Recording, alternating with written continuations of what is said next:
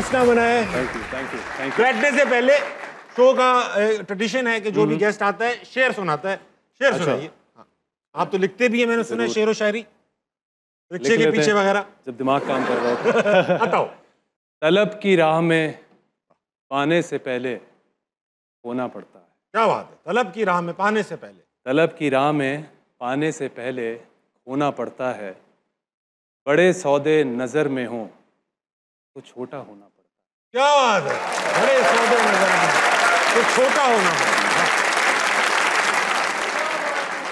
मोहब्बत जिंदगी के फैसलों से नहीं लड़ सकती।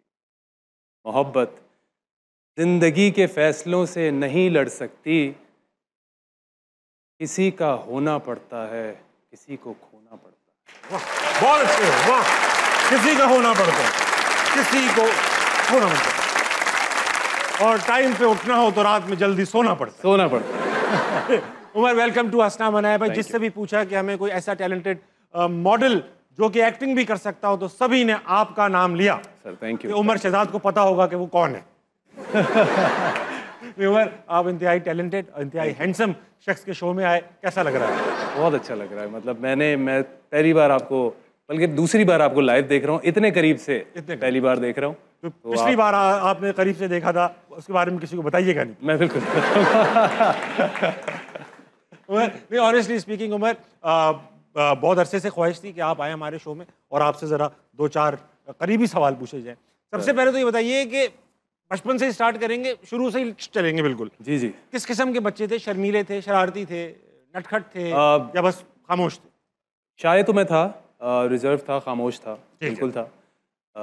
मैं फ़ौरन से किसी के साथ भी कंफर्टेबल नहीं हो जाता था। ये तो अच्छी बात। मुझे थोड़ा अपना टाइम लगता था। लेकिन हाँ, मैं शरारतों में इतना ज़्यादा नहीं था। मैं ये नहीं कहूँगा मैं बहुत शरारती था। इन्वॉल्व नहीं थे? हाँ, इतना ज़्यादा इन्वॉल्व नहीं था।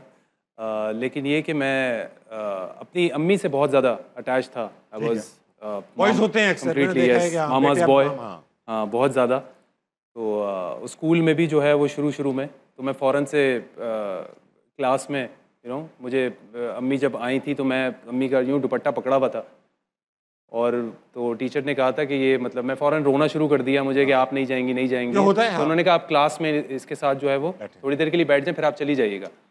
तो वो थोड़ी देर हुई नहीं, वो पूरा दिन ही हो गया। उसके बाद अगले दिन भी जो है वो इसी तरीके से हुआ। तीसरे दिन तो वो मुझे फिर टीचर की नौकरी चली गई, अम्मी पढ़ाने लगी।